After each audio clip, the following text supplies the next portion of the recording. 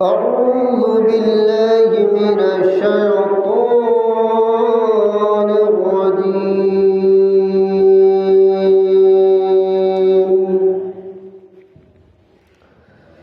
بسم الله الرحمن الرحيم.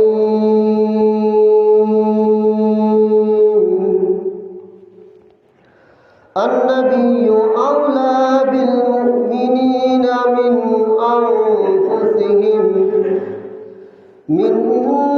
أنفسهم وأزواجه أمهاتهم من آخر الآيات. صدق الله العظيم وصدق رسوله النبي الحبيب الكريم، ونحن على ذلك من الشاهدين والشاكرين. مولاي صل وسلم دائما أبدا على حبيبك رسولك خير خلقه كلهم. उपस्थित मुअज़्ज़ज़ मुहतरम वाजिब एहतराम सामिईन आशिकीन महबूबीन आशिक रसूल गुलामान रसूल रहमानी व रहमतुल्लाह तआला, अस्सलामु अलैकुम व रहमतुल्लाहि व बारकातुहू। আল্লাহ পাক রব্বুল আলামিনের দরবারে শুকরিয়া আদায় করছি যে আল্লাহ পাক রব্বুল আলামিন আমাদেরকে হায়াত দিয়ে সুস্থ রেখে ভালো রেখে আজকে জুমার দিন মসজিদের মধ্যে আসার তৌফিক দান করেছেন। এর শুকরার্থে মহান আল্লাহ পাক রব্বুল আলামিনের দরবারে উচ্চ আওয়াজে বলুন আলহামদুলিল্লাহ। এবং সাথে সাথে রাসূল করিম সরওয়ারে কায়নাত মুহাম্মদুর রাসূলুল্লাহ সাল্লাল্লাহু আলাইহি ওয়াসাল্লামের নূরানি কদম শরীফে অসংখ্য অপরিসীম বেশুমার দরুদ সালাম জানাচ্ছি। আল্লাহ পাক রব্বুল আলামিন আমাদের সকলের দরুদ সালাম ভুল ত্রুটি ক্ষমা করে দিয়ে আমাদের সবার পক্ষ থেকে রাসূলুল্লাহ সাল্লাল্লাহু আলাইহি ওয়াসাল্লামের নূরানি কদম শরীফে হাদিয়াটুকু পৌঁছে দিক। সকলে বলুন আমিন। আমি গুনাহগার পবিত্র কালামুল্লাহ শরীফ হতে আয়াতে কারিমা তেলাওয়াত করেছি। সূরা আহজাব হতে আয়াতে কারিমা তেলাওয়াত করেছি। আল্লাহ রাব্বুল আলামিন যদি তৌফিক দান করেন এবং প্যারা রাসূল সাল্লাল্লাহু আলাইহি ওয়াসাল্লাম যদি নূরানি নিগাহে করম তাকে দিয়ে একটি আলোচনা করব। প্রিয় আশিক রাসূল সাল্লাল্লাহু আলাইহি ওয়াসাল্লাম আমাদের রাসূল আকরাম সাল্লাল্লাহু আলাইহি ওয়াসাল্লাম তিনি সর্বশ্রেষ্ঠ রাসূল, অর্থাৎ আমাদের নবীর পরে আর কোনো নবী পৃথিবীর জমিনে আসবে না। এখন দুনিয়াবাসী আল্লাহর সৃষ্টি মখলুক সব কিছু অপেক্ষায় আছে কিয়ামত কখন কায়েম হবে, কিয়ামতের অপেক্ষায়। অন্যান্য আনবী কিরাম আলাইহিস সালাম আল্লাহ পাঠিয়েছেন নির্দিষ্ট কওমের জন্য, গোত্রের জন্য, এলাকার জন্য। কিন্তু আল্লাহ পাক রব্বুল আলামিন আমাদের প্রিয় হাবিব সাল্লাল্লাহু আলাইহি ওয়াসাল্লামকে পাঠিয়েছেন আল্লাহ ব্যতীত। আল্লাহ হচ্ছেন খালেক। আল্লাহ যতগুলোর জন্য রব, আমার রাসূল এতগুলোর জন্য রহমতুল লিল আলামিন। বরকত বলুন সুবহানাল্লাহ। ওই রহমতুল লিল আলামিনের ভালোবাসা, প্রেম, মুহাব্বত, ভক্তি, শ্রদ্ধা সেটা হলো ফরজে আইন। বরকত বলুন সুবহানাল্লাহ। এটা ঈমান, ঈমানের মূল, নাজাতের মূল। জাহান্নাম থেকে হেফাজত হওয়ার মূল হচ্ছে আমার কামলিওয়ালা নবী মুহাম্মদুর রাসূলুল্লাহ সাল্লাল্লাহু আলাইহি ওয়াসাল্লামের ভালোবাসা। বরকত বলুন সুবহানাল্লাহ।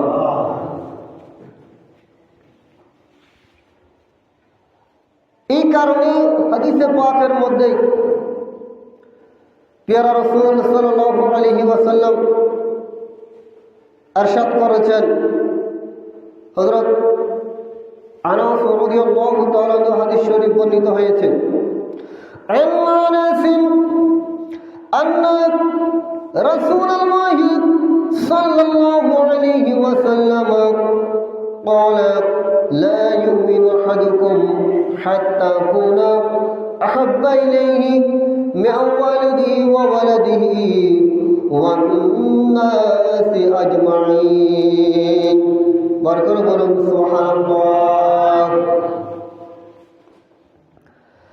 আল্লাহ প্রিয় মাহবুব দু জাহানের বাদশা মুহাম্মদুর রাসূলুল্লাহ সাল্লাল্লাহু আলাইহি ওয়াসাল্লাম নূরানি জবানে পাকে ইরশাদ করেছেন, উম্মত তোমরা শুনো, তোমরা এতক্ষণ পর্যন্ত কেউ ঈমানদার হতে পারবে না যতক্ষণ পর্যন্ত আমি তোমাদের নিকট, আমি তার নিকট, তার পিতা থেকে, তার সন্তান থেকে, তার মা থেকে, তার বাবা থেকে, সব কিছু থেকে আমি যতক্ষণ পর্যন্ত তোমাদের কাছে অধিক প্রিয় হব না, তোমাদের কাছে অধিক মহব্বত কারি হব না, তোমরা যতক্ষণ পর্যন্ত আমাকে মহব্বত করবে না এতক্ষণ পর্যন্ত ঈমানদার হতে পারবে না। বরকত বলুন সুবহানাল্লাহ। এতক্ষণ পর্যন্ত ঈমানদার হওয়া যাবে না। এই কারণে যে ঈমানের স্বাদ কি, কোনো কিছুর স্বাদ থাকে, মজা থাকে, তৃপ্তি থাকে। আপনি মাংস খেয়েছেন, একটা মজা আছে না? ফ্রুট খেয়েছেন, একটা মজা আছে। কিন্তু ঈমানের স্বাদ কি? প্যারা রাসূল সাল্লাল্লাহু আলাইহি ওয়াসাল্লাম হাদিসে পাকের মধ্যে ইরশাদ করেছেন, ওয়া আনহু আনিন নবী সাল্লাল্লাহু আলাইহি ওয়াসাল্লাম সালাসুন মান কুন্না ফীহি ওয়াজাদা হালাওয়াতাল ঈমান। বরকত বলুন সুবহানাল্লাহ। আর আওয়াজ দিয়ে বলুন সুবহানাল্লাহ। আমার প্রিয় মুস্তাফা সাল্লাল্লাহু আলাইহি ওয়াসাল্লাম ইরশাদ করেছেন যে তিনটি গুণ, তিনটি বৈশিষ্ট্য যার মধ্যে রয়েছে, যার মধ্যে থাকবে, সে ঈমানের স্বাদ, ঈমানের মজা সে পাবে। বরকত বলুন সুবহানাল্লাহ। কয়টা জিনিস থাকতে হবে? তিনটা। কয়টা বৈশিষ্ট্য? তিনটা বৈশিষ্ট্য যার মধ্যে থাকবে সে ঈমানের স্বাদ পাবে। নম্বর 1, একটা হলো আয়াকুনাল্লাহু ওয়া রাসূলুহু আহাব্বা ইলাইহি মিম্মা সাওয়াহুমা। একটা হলো সে তার কাছে সবচেয়ে বেশি প্রিয় হতে হবে, বেশি মুহাব্বতের হতে হবে আল্লাহ, আল্লাহর হাবিব সাল্লাল্লাহু আলাইহি ওয়াসাল্লাম। বরকত বলুন সুবহানাল্লাহ। বাকির আসবে যে পরে, মা আসবে যে পরে, বাবা আসবে যে পরে, আল্লাহর হাবিব সাল্লাল্লাহু আলাইহি ওয়াসাল্লাম, আল্লাহ রাসূলের মুহাব্বত থাকতে হবে। আর একটা হলো ওয়া ইউহিব্বাল মারআ লা ইউহিব্বুহু ইল্লাল্লাহ। বরকত বলুন সুবহানাল্লাহ। আরেক ব্যক্তি হলো 2 নম্বর হলো যে ব্যক্তি বান্দাকে মহব্বত করেছেন, কোন বান্দাকে মহব্বত করেছেন, ভালোবেসেছেন, সাহায্য সহযোগিতা করেছেন, তার অন্তরে থাকতে হবে, যে হৃদয়ের মধ্যে থাকতে হবে আমি ওই আল্লাহর বান্দাকে মহব্বত করেছি একমাত্র আল্লাহর কারণে, বড় করে বলুন সুবহানাল্লাহ। আল্লাহর সন্তুষ্টির জন্য আমি ওই বান্দাকে, আল্লাহর ওই বান্দাকে মহব্বত করেছি। সুবহানাল্লাহ।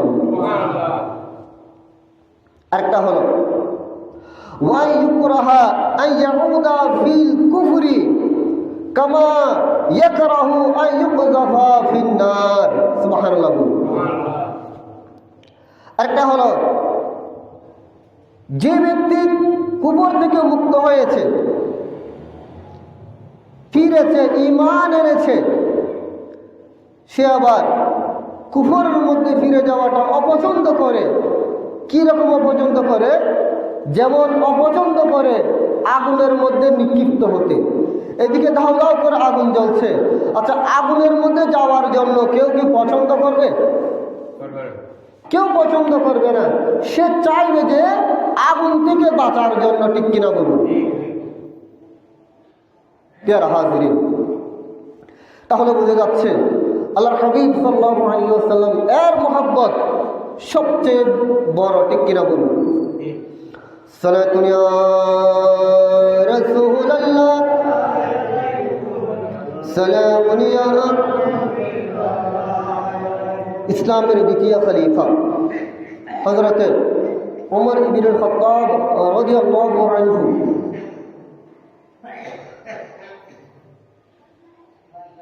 তিনি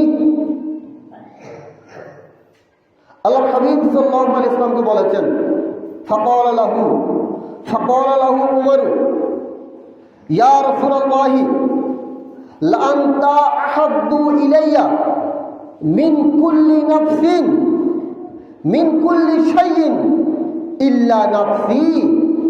হযরতে ওমর ইবনে খাত্তাব রাদিয়াল্লাহু তাআলা আনহু আল্লাহর মাহবুবের ক্ষেত্রে, মুহাব্বত ক্ষেত্রে একটু শুনুন। উমর ইবনে খাত্তাব রাদিয়াল্লাহু তাআলা আনহু বলেছেন, ইয়া রাসূলুল্লাহ, আমি আপনাকে সব কিছু থেকে মুহাব্বত করি, সব কিছু থেকে আমি বেশি মুহাব্বত করি, ইল্লা ইল্লা ইল্লা নফসি, আমার নফস ব্যতীত। অর্থাৎ আমার জান থেকে বেশি মুহাব্বত করি না। আর সব কিছু থেকে, আমার মা থেকে, বাবা থেকে, পুত্র থেকে, সন্তান থেকে, মাল সম্পদ থেকে আমি আপনাকে বেশি মুহাব্বত করি, কিন্তু আমার জান থেকে বেশি মুহাব্বত নয়। কিন্তু জান আমাদের প্রিয় না।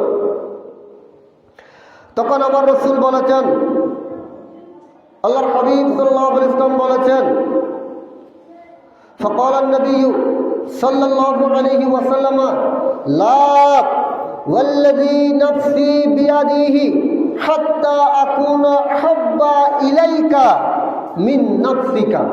সুবহানাল্লাহ। তখন আমার প্রিয় রাসূল সাল্লাল্লাহু আলাইহি ওয়াসাল্লাম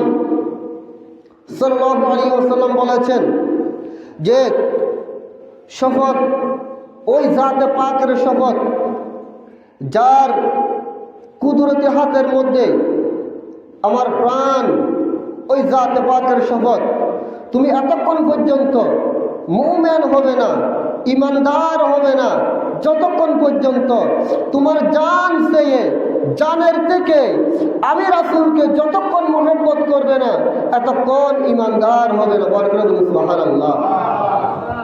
তাহলে বোঝা যাচ্ছে আল্লাহর হাবিব সাল্লাল্লাহু আলাইহি ওয়াসাল্লামকে নিজের জান থেকে বেশি মুহাব্বত করতে হবে, ঠিক কিনা বলুন?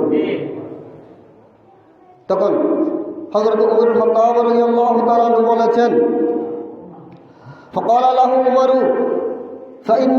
فإنه الآن يا رسول الله صلى الله عليه وسلم, নিশ্চয় এখন এই মুহূর্তে আমি আল্লাহর কসম করে বলছি, লা আনতা আহাব্বু ইলাইয়া, লা আনতা আহাব্বু ইলাইয়া মিন নাফসি। ইয়া রাসূলুল্লাহ, আমি আল্লাহর শপথ করে বলছি, আল্লাহর কসম করে বলছি, আমার পুত্র থেকে, আমার সন্তান থেকে, আমার মা থেকে, বাবা থেকে, আমার আওলাদ থেকে, স্ত্রী থেকে, এমনকি আমার জানের চেয়েও আপনি রাসূলকে বেশি মহব্বত করি। বড় করে বলুন সুবহানাল্লাহ। তখন আমার প্রিয় মুস্তাফা সাল্লাল্লাহু আলাইহি ওয়াসাল্লাম বলেছেন, ফাকাল নবী সাল্লাল্লাহু আলাইহি ওয়াসাল্লাম, আল আনা ইয়া উমর, আল আন, এখন ঠিক আছে। কারণ আমি রাসূলকে জানার চেয়ে বেশি মহব্বত করতে হবে। প্যারা হাজিরিন, এহসান, আমার রাসূল কি রকম এহসান করেছেন খুবই ভালো চিন্তা করুন। মা আমাদের প্রতি এহসান করে। আমরা যখন ছোট্ট ছিলাম, জন্মগ্রহণ করেছি, মা আমাদেরকে লালন পালন করেছেন, ঠিক কিনা?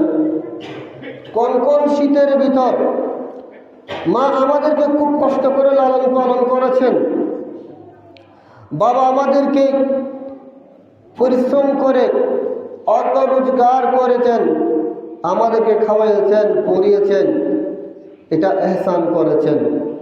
আমাদের প্রতিবেশীরা আমাদের প্রতি এহসান করে। বিপদের মধ্যে আমরা যখন পড়ে যাই, মুসিবতের মধ্যে যখন পড়ে যাই, প্রতিবেশীরা আমাদেরকে এহসান করে, দয়া করে, আর্থিক সাহায্য করে। এটা হচ্ছে এহসান। মা বাবা আমাদেরকে এহসান করে। কিন্তু এই এহসান আপনি যখন শেষ নিঃশ্বাস ত্যাগ করবেন, নিঃশ্বাস যখন আপনার চলে যাবে, জান যখন চলে যাবে, তখন প্রতিবেশীর এহসান শেষ হয়ে যাচ্ছে, মা বাবার এহসান শেষ হয়ে যাচ্ছে, পুত্র ছেলের এহসান শেষ হয়ে যাচ্ছে, স্ত্রীর এহসান শেষ হয়ে যাচ্ছে, সব কিছু শেষ হয়ে যাচ্ছে। কারণ আপনার নিঃশ্বাস যখন চলে গিয়েছে, আপনাকে দুনিয়াতে আর রাখা সম্ভব নয়।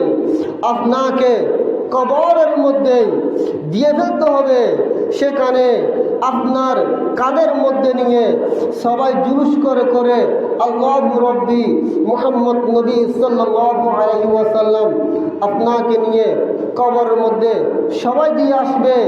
সেখানে আপনাকে কার কথা বলবে না। দুনিয়াবি অনেক রাজনীতি করেছেন, কোন রাজনীতিবিদদের কথা বলবে না। কবরের মধ্যে দিয়ে ফেলবে, যাওয়ার সময় বলবে বিসমিল্লাহি ওয়া আলা মিল্লাতি রাসূলিল্লাহ, বিসমিল্লাহি ওয়া আলা মিল্লাতি রাসূলিল্লাহ। ইয়া রাসূলুল্লাহ, আপনার প্রেমিক দুনিয়ার মধ্যে ছিল, আপনাকে মহব্বত করেছিল, ভালোবেসেছিল। ইয়া রাসূলুল্লাহ, আপনার বন্ধুকে, আপনার উম্মতকে আপনি গ্রহণ করে নিন। বরকত বলুন সুবহানাল্লাহ। দুনিয়াবি এহসান শেষ হয়ে যাবে, কিন্তু আপনার কবরের মধ্যে আমার দয়াল নবী কামলি ভালো নবী আপনার কবরের মধ্যে চলে আসবে। উম্মত, তুমি আমার জন্য জান প্রাণ সবকিছু কুরবান করে দিয়েছ, আমি রাসূল তোমার জন্য চলে এসেছি। বরকত বলুন সুবহানাল্লাহ। এটা এহসান শেষ হবে না। আমার প্রিয় মুস্তাফা সাল্লাল্লাহু আলাইহি ওয়াসাল্লাম যখন কাল কিয়ামতের ময়দান যখন কায়েম হবে, 12 সূর্যের তাপ থাকবে, ওই কঠিন মুসিবতের মধ্যে বেসাহারা ইয়ানতি চলবে, কেউ কারো হবে না। ওই সময় আমার প্রিয় মুস্তাফা সাল্লাল্লাহু আলাইহি ওয়াসাল্লাম উম্মতি উম্মতি বলে কাঁদবেন, সিজদার মধ্যে পড়বেন। বরকত বলুন সুবহানাল্লাহ। আমার নবীর এহসান শেষ নেই।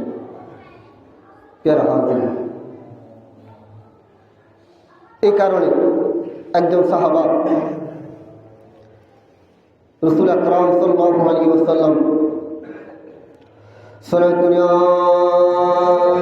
রাসূলুল্লাহ আলাইকুম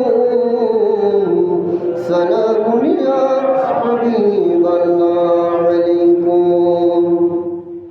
লাযমি বাবিল মুস্তাফা খায়রুল ওয়ারাম মলজার মাবরুক লফতা বুদান সালাতুন ইয়া রাসূলুল্লাহ সালামুন ইয়া।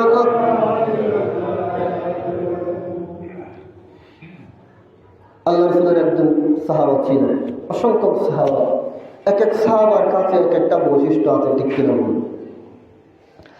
আল্লাহর হাবিব সাল্লাল্লাহু আলাইহি ওয়াসাল্লামের একজন সাহাবা, তিনি আমার নবীর দরবারের মধ্যে আসছেন, আমার রাসূলের নূরানী চেহারা পাক জিয়ারত করেছেন। বড় করে বলুন সুবহানাল্লাহ।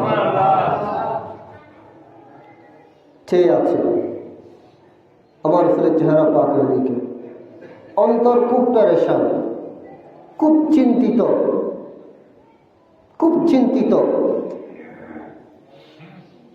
বেশি পেরেশান। হাদিসে পাকের মধ্যে আছে,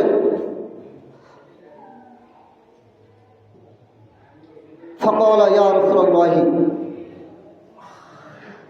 ওই ব্যক্তি এসে বললেন, ইয়া রাসূলুল্লাহ, লা আনতা আহাব্বা ইলাইয়া মিন আহলি ওয়া মালি। ইয়া রাসূলুল্লাহ, আপনি আমার কাছে প্রিয়, এমন প্রিয় আমার আহাল থেকে, আমার পরিবার থেকে, আমার সন্তান সন্ততি থেকে, আমার স্ত্রী থেকে। ইয়া রাসূলুল্লাহ, আপনি আমার কাছে খুব প্রিয়, এমন প্রিয়। ইয়া রাসূলুল্লাহ, ওয়া ইন্নী লাযকুরুকা ফামা আসবিরু। সুবহানাল্লাহ। ইয়া রাসূলুল্লাহ, আপনি আমার এমন প্রিয়, এমনভাবে আমি আপনাকে ভালোবাসি, আপনার কথা যখন আমার স্মরণ হয় আমি ধৈর্য ধারণ করতে পারি না। সুবহানাল্লাহ। ওই সাহাবা ধৈর্য ধারণ করতে পারে না। স্ত্রী, পুত্র, সম্পদ সব কিছু আছে, কিন্তু আমার রাসূলের কথা যখন স্মরণ হয় ওই সাহাবা নিজেকে ধরে রাখতে পারে না, ধৈর্য ধারণ করতে পারে না। তখন সে কি করে, আজিউ ফাআনজুরু ইলাইকা। সুবহানাল্লাহ।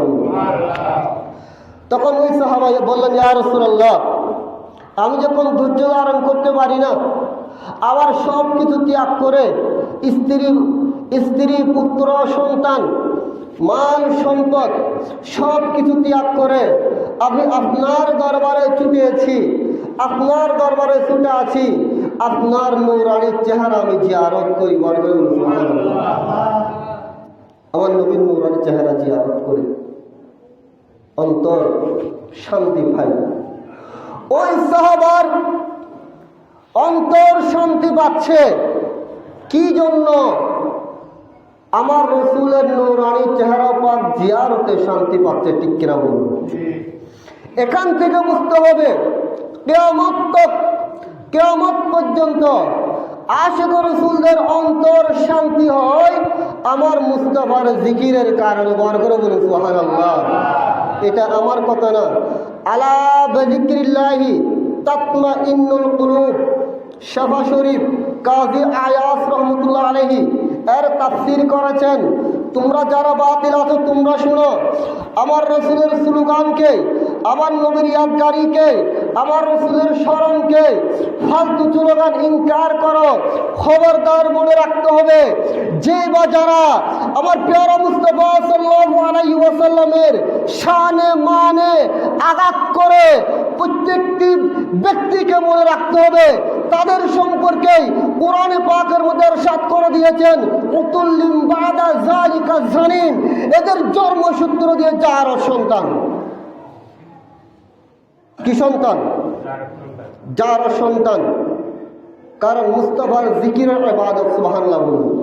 এই জন্য কাজী আয়াজ রহমতুল্লাহ আলাইহি সেখানে করেছেন, আলা বিযিকরিল্লাহি তাতমাইন্নুল কুলুব, ইয়ানি অর্থাৎ আল্লাহর জিকির করলে অন্তর শান্তি পায়।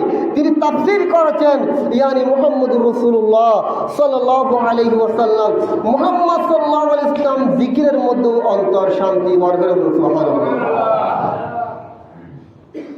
প্রিয় আশিক রাসূল, তখন ওই সাহাবা অন্তর খুব পেরেশান, মন পেরেশান। ইয়া রাসূলুল্লাহ, ইয়া হাবিবাল্লাহ, আপনার কথা যখন আমার স্মরণ হয়, আমার যখন মনের মধ্যে পড়ে, ইয়া রাসূলুল্লাহ, আমার পুত্রের কথা আমার মনে থাকে না, আমার স্ত্রীর কথা মনে থাকে না, আমার ধন সম্পদের কথা মনে থাকে না। আপনাকে দেখার জন্য আপনার জিয়ারত করার জন্য আমার মন পাগল হয়ে যায়, তখন আমার কিছু ভালো লাগে না। আমি তাড়াতাড়ি আপনার নুরানি চেহারা পাক দেখার জন্য ছুটে আসি। আপনার চেহারা পাক দেখার জন্য ছুটে আছি, কিন্তু আমি চিন্তায় আছি, চিন্তার মগ্ন আমার মন পেরেশান, আমার অন্তর পেরেশান। ইয়া রাসূলুল্লাহ, আমি নিজেকে বুঝাতে পারছি না, কাল কিয়ামতের ময়দান যখন কায়েম হবে, ইয়া রাসূলুল্লাহ, দুনিয়া থেকে আমি চলে যাব। ওই সাহাবা বলছেন, ওয়া ইন্নী যাকারতু মাউতি ওয়া ইন্নী যাকারতু মাউতি ওয়া মাউতাকা। ইয়া রাসূলুল্লাহ, আমি তো দুনিয়া থেকে চলে যাব, আপনি রাসূল দুনিয়া থেকে জাহেরান হায়াত তাশরীফ নিয়ে নেবেন, দুনিয়া থেকে বিদায় নেবেন। ইয়া রাসূলুল্লাহ, ফারিফতু আন্নাকা ইযা দাখালতাল জান্নাতা ফারফাতা মা'আন নবিয়্যিন। বরকর বলুন সুবহানাল্লাহ। ইয়া রাসূলুল্লাহ, আপনি যখন জান্নাতের মধ্যে যাবেন, কারণ জান্নাত তো হারাম, জান্নাত বন্ধ, জান্নাত উদ্বোধন হবে, জান্নাতের মধ্যে যাবে সর্বপ্রথম আমার প্রিয় রাসূল জান্নাতের মধ্যে যাবে। জান্নাতের মধ্যে যখন আঘাত করবে, আপনি কে বলবেন, আমি মুহাম্মদুর রাসূলুল্লাহ সাল্লাল্লাহু আলাইহি ওয়াসাল্লাম। বরকর বলুন সুবহানাল্লাহ। আমি মুহাম্মদ সাল্লাল্লাহু আলাইহি ওয়াসাল্লাম। আপনি তো জান্নাতের মধ্যে যাবেন, আপনি আনবে ইকরামের কাছে থাকবেন, আপনি আনবে ইকরামের কাছে থাকবেন, কিন্তু সেখানে তো আমি থাকতে পারবো না। ইয়া রাসূলুল্লাহ, সেখানে আমি তো আপনাকে দেখবো না। এই চিন্তায় আমি নিয়োজিত, আমি সব সময় এই চিন্তার মধ্যে আছি। ওই সাহাবা দুনিয়াতে জান্নাতের কথা চিন্তা করছেন। বরকত সুবহানাল্লাহ। তখন আল্লাহ পাক রব্বুল আলামিন আয়াতে কারিমা অবতীর্ণ করে দিয়েছেন, আয়াতে কারিমা অবতীর্ণ করে দিয়েছেন। আল্লাহ রাব্বুল আলামিন বলেছেন, ওয়া মান ইউতি'ল্লাহ ওয়া রাসূলাহু ফাউলাইকা মা'আল্লাযীনা আন'আমা আল্লাহু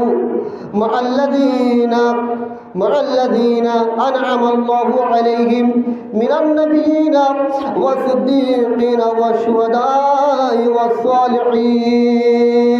সুবহানাল্লাহ। এই আয়াতে কারিমা আল্লাহ রাব্বুল আলামিন অবতীর্ণ করে দিয়েছেন। প্রিয় হাজিরিন, সেখানেও আমরা আমার প্রিয় মুস্তাফা সাল্লাল্লাহু আলাইহি ওয়াসাল্লামের দিদার করব। বলুন সুবহানাল্লাহ। তাহলে বোঝা যাচ্ছে আল্লাহর হাবিব সাল্লাল্লাহু আলাইহি ওয়াসাল্লামকে সব কিছু থেকে বেশি মহব্বত করতে হবে, ঠিক কিনা বলুন? কিতাবের মধ্যে আছে, একজন মায়ের একটা সন্তান, ছোট্ট অবস্থায়, বাচ্চা যখন ছোট্ট ছিলেন, বাবা ইন্তেকাল হয়ে গিয়েছে, মারা গিয়েছে। খুব কষ্ট করে মা সন্তানকে লালন পালন করে বড় করেছেন, খুব কষ্ট করে।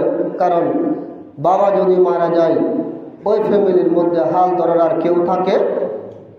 কেউ থাকে না।